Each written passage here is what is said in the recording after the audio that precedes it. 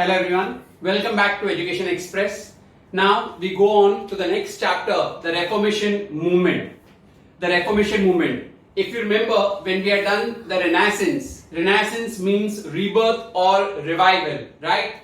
And in that, if you remember, we had a point called as spirit of inquiry. So in that point, I told you also, the church was very corrupt.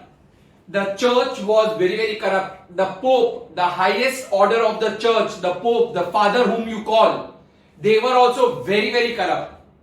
So now, this chapter, Reformation. Reformation means to bring a change. Reformation means to bring a change. What change? To bring a change in the corrupt religious practices of the church. Church के अंदर जो भी गलत काम हो रहा था, to bring a change into all those corrupt religious practices is the Reformation movement. Again, very important with regard to its causes and all. Everything can come in the questions for the test. Now, Reformation meaning you understood? Reform means to bring a change. Change where? In the corrupt religious practices of the church. To bring a change in the corrupt religious practices of the church.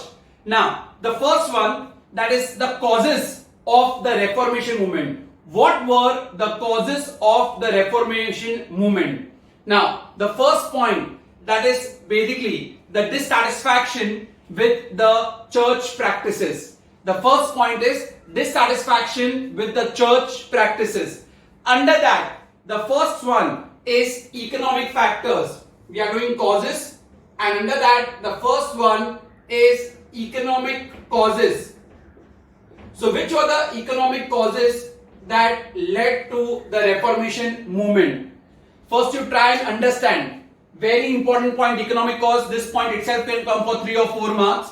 Okay, separately. Give the economic causes that led to the Reformation movement. Reformation means to bring a change. Now, under economic causes, the first thing, the church, they had economic matlab money. The church, they had vast lands. Church had got vast lands of properties. So they used to get income from that. Apart from that, the church used to charge 1/10 of an individual's income. That was called as tithe. What is it called? Tithe. That means if an individual is earning some X amount, uska 1/10 you have to give to the church. Compulsory. So that was called as tithe. Okay. First thing, the church already had huge amounts of land. They had vast land properties. Okay. Second one I told you is that an individual had to pay out of his income 1/10 to the church, and that was called as tithe. Thirdly, the church also collected some amount in the name of Peter's pence. In the name of Peter's pence, बस just एक Peter's pence करके उसके नाम पे they started collecting what money. अब सबसे बड़ा चीज, the main thing, the sale of indulgences. The sale of indulgences by Pope Leo X. Pope Leo X, he wanted to build his own church. He wanted to build his own church, and that is the reason why he basically started selling indulgences. Pope Leo X, he wanted to basically build his own church, and for that he required money. So he started selling what? Indulgences. See, till now, what did I tell you? The church had got vast properties, so uska income. Second thing, an individual out of his total income had to give 1/10 to the church. That is called as tithe. Third thing, they collected what? Peter's pence. What did they collect? Peter's pence. Okay, ये 3 हो गया. Fourth one, what did I tell you? Is about sale of indulgences. Who started the sale of indulgences? Pope Leo X. Pope Leo X, he started the sale of indulgences. Why did he start the sale of indulgences? Because he wanted to build up his own church. Now what happened? What were these indulgences? These indulgences were pardon certificates. What were the indulgences? They were called as the pardon certificates. Now what is this pardon certificates? Pardon matlab maaf karna. So what was this? Earlier, when an individual made any mistake, अगर कोई sin कर दिया, sin मतलब पाप कर दिया, so they either had to perform some religious duty or religious service? In Christianity क्या हर एक धर्म में ऐसे होता है, अगर आपने कोई पाप किया होता है तो you go to your own priest, right? हर एक में एक प्रीस्ट होते हैं, साधु के पास जाते हैं, and then we ask him कि हम इसका पश्चाताप कैसे करें. So same way in Christianity, if you had sinned earlier, then you had to do some religious service, or else you had to take a pilgrimage, But this Pope Leo X, he fooled the people saying that you buy this indulgences, पैसे से खरीद लो ये indulgences, तो आपके सारे पाप धुल जाएंगे. You will get rid of all your sins. If you want to get rid of all your sins, you buy these indulgences. Imagine this was the corruption going on in the church to this level. Normally, if you had sinned, तो आपको करना क्या होता था? You have to do some service to the religious service, or you have to go for a pilgrimage. वो था आपका पश्चाताप. But this Pope Leo X, he wanted to extract money from the people. So by the sale of indulgences, what are indulgences? They are the pardon certificates. What are they? Pardon certificates. So what did he say with this pardon certificates? That you need not perform any religious services, nor do you need to take any pilgrimage. अगर आपने ये indulgences खरीद लिया, ये pardon certificates खरीद लिया, you will get a place in heaven also. इतना तक भी उसने बोल दिया. Imagine, this was the third one, sale of indulgences. And the fourth one, the church, they also started selling the highest orders. The church, they started selling highest offices. Now what is this highest offices? जो सबसे top most pope भी होता है ना, हाँ, उसका office also they started selling. Imagine, मतलब कैसे? The one who is the highest bidder, because see, everybody knew, church में रहोगे, अच्छा खासा पैसा कमाओगे, forget any business and all. So the Pope, they themselves started selling the highest offices. मतलब जो topmost Pope होगा ना, normally who should be the topmost Pope? The one who's got all the experience, the one who has got entire knowledge about religion. ये लोग ने तो religion तेल लगाने गया. They are only on one thing, बस who can pay the highest. So the highest offices were given to the highest bidder. The highest offices were given to the highest bidder, and that practice was called as simony. What is it called? Simony. So imagine, this were the economic factors which led to reformation. तो आप देख लो कि church के अंदर कितनी corruption चल रहा था. So I repeat again, under economic causes, the first thing you write, the church had got vast properties from which they used to get income. They had vast properties from which they used to get income. Second, the church used to tax how much? 1/10 of an income of an individual to be paid to the church. And what is it called? Tithe. So if you get a question, define tithe. 1/10 of the income of an individual was to be given to the church, and that is called as tithe. Third, they started what? Peter's pence. People had to pay money to the church on account of Peter's pence. Third, sale of indulgences. What are indulgences? They are pardon certificates. Who started the sale of indulgences? It was Pope Leo X. Why did he start the sale of indulgences? Because he had to set up his own church, for which he wanted what? Money. So he started selling indulgences. Indulgences are pardon certificates. He told the people that if you buy these indulgences, then you will get rid of all your sins. You will get rid of all your sin. Earlier, if you used to do a sin, if an individual used to do a sin, he had to do some religious services, or else he had to go for a pilgrimage.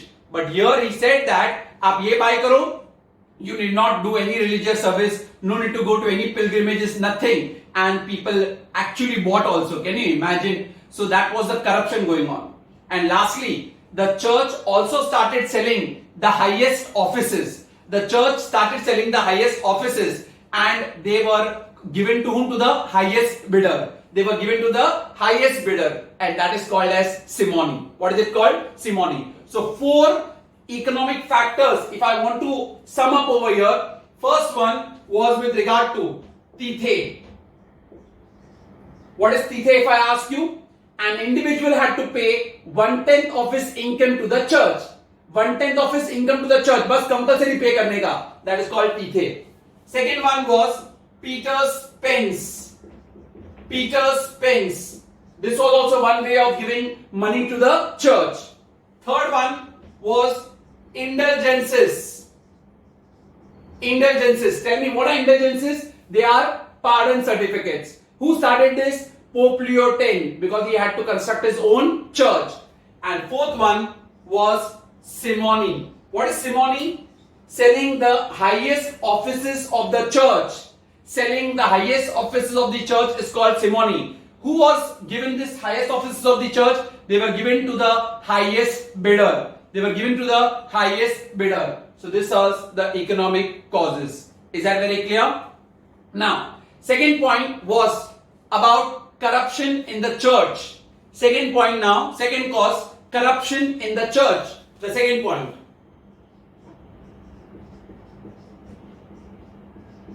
Corruption in the church. Now, what is this corruption in the church? What had happened was, earlier, the clergy bolo, or the priest bolo, or the pope bolo, almost one and the same. Earlier, the clergy or the priest, they led a very exemplary life. They led a very exemplary life, matlab, they were actually very duty bound. कि नहीं भाई, we have to do service for the mankind. So earlier, the priest, they led an exemplary life and they were committed to the religious activities. They were committed to the religious activities. But as time passed on, the pope, the priest, they hardly cared for the people. They rather led a luxurious life. See, earlier, how did the priests they live their life? An exemplary life. They actually cared for humanity to give them religious services. But as time passed on, the next generation priest, they led a very, very, you can say, luxurious life. फर्क ही नहीं पड़ता है लोगों को service देना नहीं देना. Because you imagine, what was simony? You are selling your church offices to the highest bidder. बराबर है? मतलब उसको कोई पोप का नॉलेज भी नहीं है कि what actually he has to do. फिर भी anybody used to take up. So that is why the priests they led a very luxurious life. They were not bothered to give any religious services. They used to not give any religious services. मतलब logically कोई religious service देना हो तो nothing they were bothered. Rather, they were involved in all corrupt practices. Right from, for each and everything, they used to charge fees. Because they wanted to extract money, na? For each and every smallest thing, they used to extract fee from the people. Imagine they used to tell people that if you want salvation matlab moksha, to get free from the cycle of birth and death, right? We are done in Jainism and Buddhism. So if you want salvation, pay us fees. We will give prayers for you और आपको salvation मिल जाएगा. क्या salvation ऐसा मिलता है क्या? But people were, blindfolded by this. They used to charge fees for each and every activity from birth to the death. Can you imagine? For everything right from the birth to the death, they used to charge basically fees. They used to charge fee for the peace of the dead. Peace of the dead person's soul. उसकी peace के लिए उसका भी पैसा charge करते थे. Forget that people who were dead long ago. अरे भाई उसकी तो आत्मा को already शांति मिल गई है. लेकिन उसका भी वो लोग बोलते थे you do prayers और उसकी आत्मा को शांति मिलेगी. For that also they used to charge fees. Imagine that was the corruption which had come in the church. Right from the birth to the death, for everything they used to charge. Forget that they had that much of power also to basically tell a marriage which is lawful or unlawful. बस उन्होंने बोल दिया marriage unlawful है तो marriage unlawful. उन्होंने बोल दिया marriage lawful है तो marriage lawful. That was the power of the Pope. And for everything they used to charge a fee. They used to exploit the common people. You must be having a question in your mind. Sir, then these people are mad or what? Why they used to follow this, all this? See, if you remember in the Renaissance chapter I told you, Bible was written in the Latin language, which common people could not read and understand. So they used to blindly believe the priest, and that is the reason why this all issues happened. So imagine right from First of all, they used to charge fees for salvation. Okay. Second, they used to charge fees from right from birth to the death. They could pronounce a marriage lawful or unlawful. They asked fees for the prayer of the person who is already dead. Imagine, वो तो free में होता है ना, भगवान आके कुछ मतलब I would say the priest coming up and saying prayers, उसके लिए थोड़ी कोई fees charge होता है for the people who is already dead. And they to rather charge fee for the prayers of the people who are long dead also. They were dead long time ago, उसके लिए भी they charge. So to all these things, Erasmus, a reformer, Erasmus, the name of a reformer, he wrote a book in praise of folly. Where he criticized the corrupt practices of the church. He wrote a book, and what is the name of the book? In praise of folly, where he criticized the corrupt practices of the church. Is that very clear? That's all what you write in point number 2. Corruption in the church. So how will you say? Earlier, how was the life of the priests? They led a very exemplary life. And they were very much duty bound towards the religious activities. But as time passed on, the popes, they lived a very luxurious life. And they hardly bothered for their religious services, for their religious duties. Now, start writing. For everything, they started charging a fee. First thing, they started charging fee for what? For salvation. Then you write, they started charging fee right from many activities from birth to death. Third thing, they could pronounce a marriage lawful or unlawful. मतलब उनमें इतना ताकत था pope के पास, they could pronounce a marriage lawful or unlawful. Marriage lawful or unlawful. Fourth, they were charging fee for prayers to the person who's already dead, so that his soul gets peace. उसकी आत्मा को शांति के लिए prayers to आत्मा को शांति के लिए prayers देना is a free service by any priest, but they used to charge fee for that. And forget that, जो आज से 100 साल पहले 50 साल पहले तुम्हारे घर पे कोई मर गया है ना, उसकी आत्मा को शांति के लिए भी they used to ask fees. Imagine, so asking fee for the dead and for the peace of people, for the peace of soul of people dead long ago. So this was the corruption in the church. And who opposed all this corruption? It was opposed by Erasmus. Erasmus is a reformer, he opposed them. And this Erasmus, he wrote a book in praise of folly. Erasmus, he wrote a book in praise of folly. Is that very clear? So that is corruption in the church. Till now we have finished 2 points. I'll go with again the first point so you don't forget. Economic causes. First thing, the church had got vast properties, okay, from which they used to get income. Secondly, tithe. The church used to charge tithe. What is tithe? An individual's income, out of that income, 1/10 of his income he has to give to the church. That was called as tithe. They also started collecting some money in the name of what? Peter's pence. Third, they started selling what? Indulgences. What are indulgences? They are pardon certificates. Earlier, if an individual used to do any sin, then he had to perform some religious services or he had to go for a what? Pilgrimage. But Pope Leo X said that if you buy this indulgences, then you need not do all these things. They are pardon certificates. आपको ऐसे ही माफी मिल जाएगी and you may also get a place in heaven. Imagine. And simony, selling of the highest offices of the church, selling the highest offices of the church to the highest bidder is called simony. Then we did corruption in the church. Now, the third point. We have rulers' resentment. Rulers' resentment. Ruler means king. Resentment means opposition. The king also opposed. What had happened was the popes, they were interfering in the political affairs of the king. The pope, they were interfering in the political affairs of the king.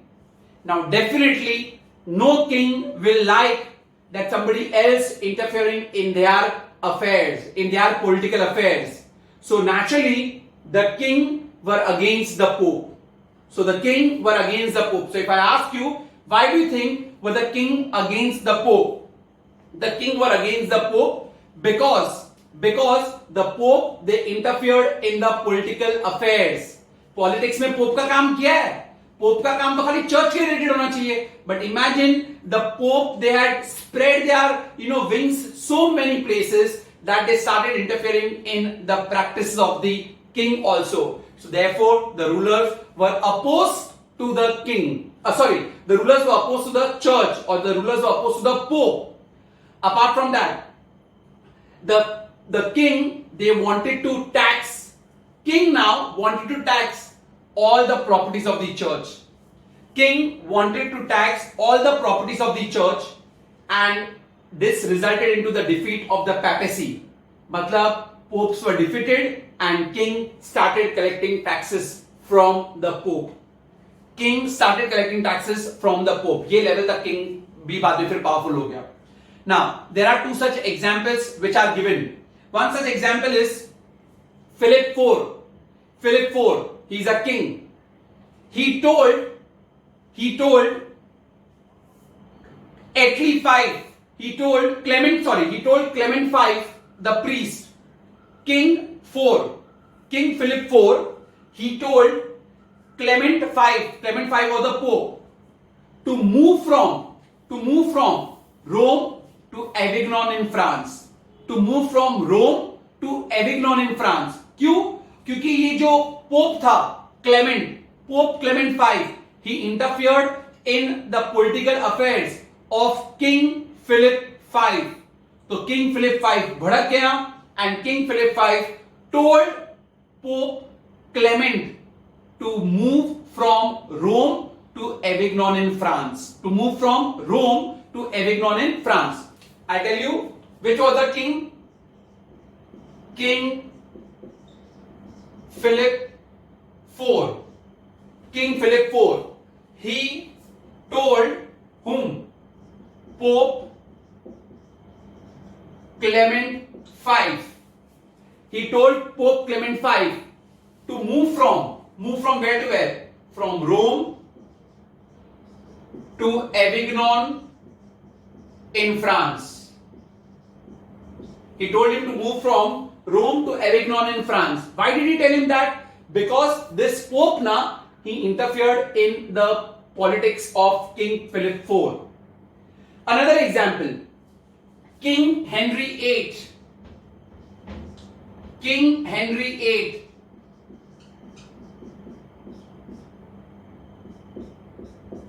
King Henry VIII, he was also against the popes. He was also very much against the popes. उसने तो एक act पास किया. By the act, he said that, first of all, I will take away all the lands of the church.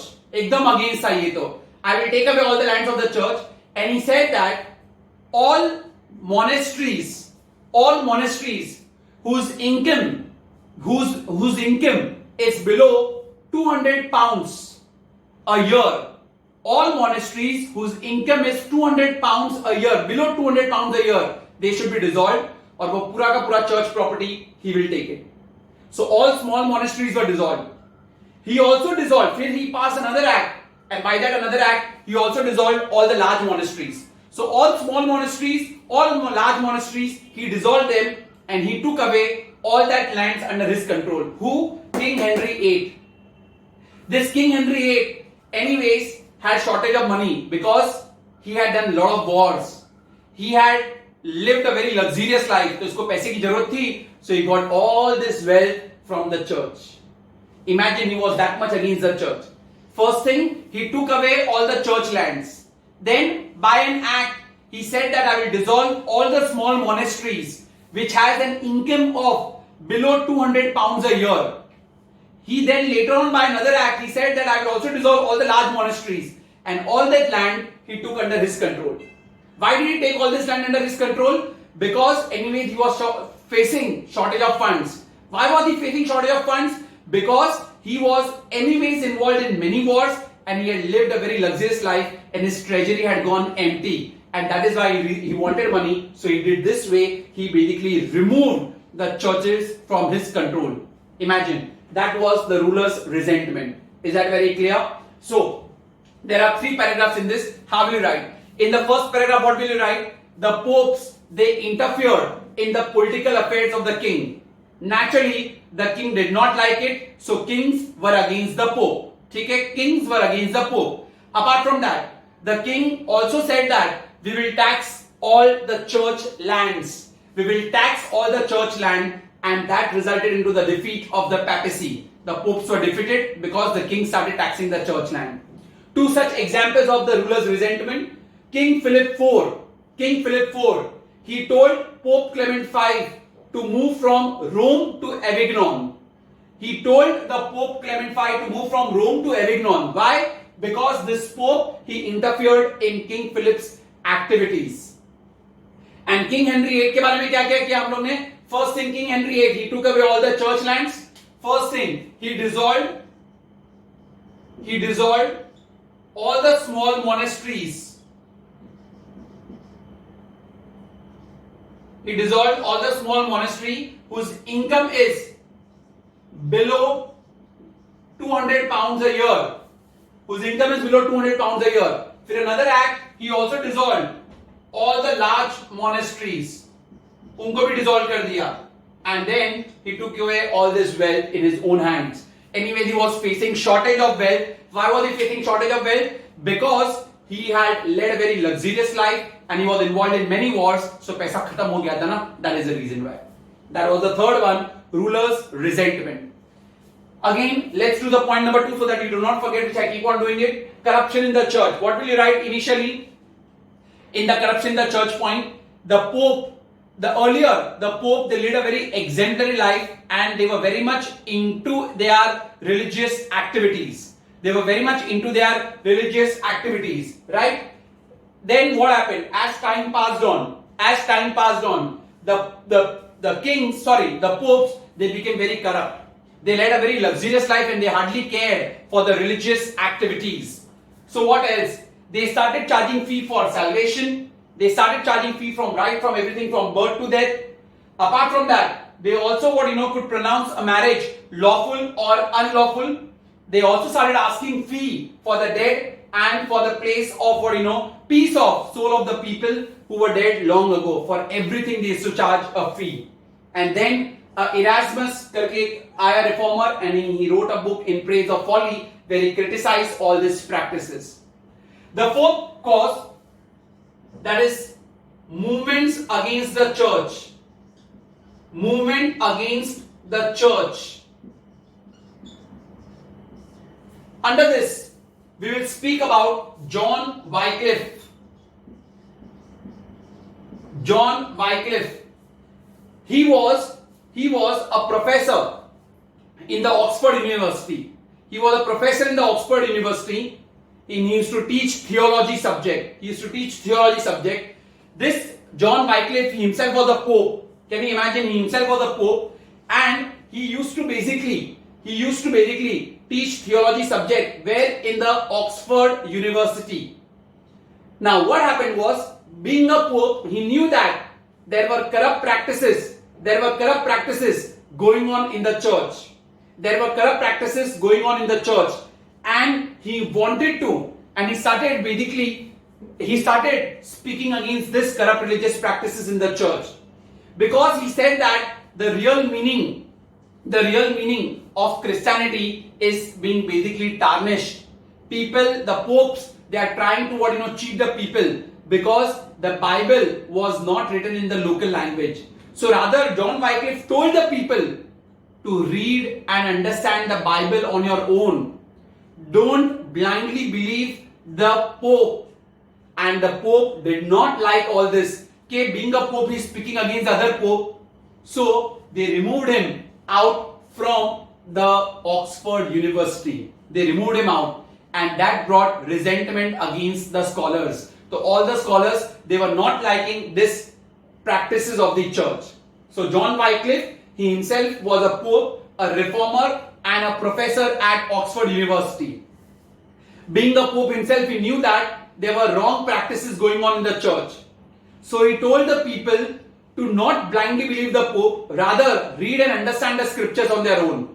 So as soon as the other popes, they came to know that he's going against them, he basically ordered the people, he told the people or other popes to remove him out. So this was resented by the other scholars. That was movement against the church. And the last point, the fifth point, that is immediate cause. Immediate cause. In this part, I will only speak about these 5 points only. So this is the last point for this video. Immediate cause. Now what is the immediate cause? Immediate cause is, it's before, what had happened was, before the attack on the Pope in Rome, before the attack on the Pope in Rome, many other popes, they also, before the attack on the Pope in Rome, there were many other reformers, they were also against the Pope. But they were all, you can say, isolated movements. And the Pope, they crushed all of them with a heavy hand. मतलब बाकी लोग ने भी पहले criticise किया था pope को, but they were all isolated movements. So Pope crushed them with heavy hands. Then Martin Luther King, who came? Martin Luther King came and he said that I will see how does the Pope this time not basically get dissolved. And this Martin Luther King, he started attacking the Pope a lot by his writings, by his converting the Bible, that you will see later on also. So Martin Luther King then later on took upon himself, and that was the immediate cause of the Reformation movement. So before the attack on Rome, other people had also attacked the Pope, but they suffered defeat because the Pope crushed all this with heavy hands. But then later on, Martin Luther King, he took upon himself and he challenged the corrupt practices of the Pope. He challenged the corrupt practices of the Pope. Is that very clear? So that was the immediate cause.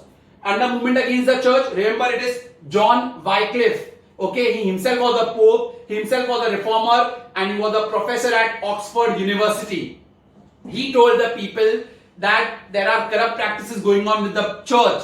He rather told the people to read and understand the scriptures on their own. Don't blindly believe the Pope. Okay, and because of this work, the Pope got infuriated and the Pope removed him out from the Oxford University, which the other scholars did not like it. Point number 3, rulers' resentment, we have done only. So these are the only causes. You need to know all the causes very well. These 5 points can come for a 10-marker answer. Economic cause, corruption in the church, rulers' resentment, movement against the church, and immediate cause. Is that very clear? The other part will continue in the next video.